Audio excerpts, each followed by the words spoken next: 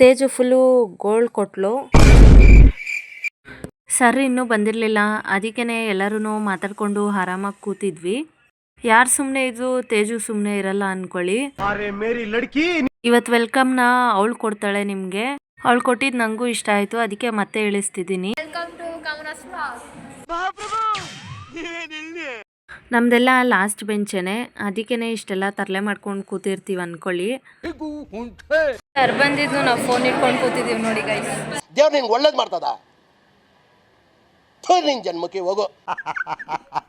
Class work ಬರೀತಾರೋ ಇಲ್ವೋ ಗೊತ್ತಿಲ್ಲ, but class ನಡಿಬೇಕಾದ್ರೆ ಈ ಥರದ ರಂಗೋಲಿಗಳೆಲ್ಲ ಹಾಕ್ತಾ ಇರ್ತಾರೆ. ಬರೀ ಇಂಥದೆಯ. ತೇಜು ಅವಳದು ಲಾಸ್ಟ್ ಪೇಜಲ್ಲಿ ನಮ್ಮೆಲ್ಲರ ಹೆಸರು ಕೂಡ ಬರೆದಿದ್ಲು, ಅದನ್ನು ಕೂಡ ತೋರಿಸ್ತಾ ಇದ್ಲು. ಸರಿ ಅಂದ್ಬಿಟ್ಟು ಸ್ವಲ್ಪ ಹೊತ್ತು ನೆಮ್ಮದಿಯಾಗಿ ಕುತ್ಕೊಳ್ಳೋಣ ಅಂತ ಅಂದರೆ ಮತ್ತೆ ಅಲ್ಲಿಗೂ ಬಂದ್ಲು ತೇಜು. ಅವಳು ಡಿಗ್ರಿಲಿ ಫೇಲ್ ಆದ್ರೂ ಹೆಂಗೆ ಜೀವನ ಮಾಡೋದು ಅಂತ ಗೊತ್ತಂತೆ ಅವಳಿಗೆ. ನಿಜವಾಗ್ಲೂ ಇರ್ತೀಯ.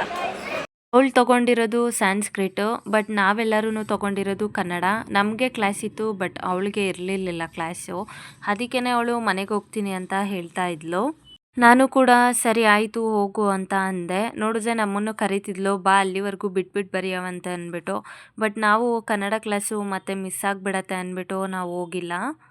ಸರಿ ಅಂತ ಹೇಳಿಬಿಟ್ಟು ಆವಾಗ ಭಾವನ ಬಿಟ್ಬಿಟ್ಟು ಬರೋದಕ್ಕೆ ಹೋದ್ಲು ಅವ್ರನ್ನ.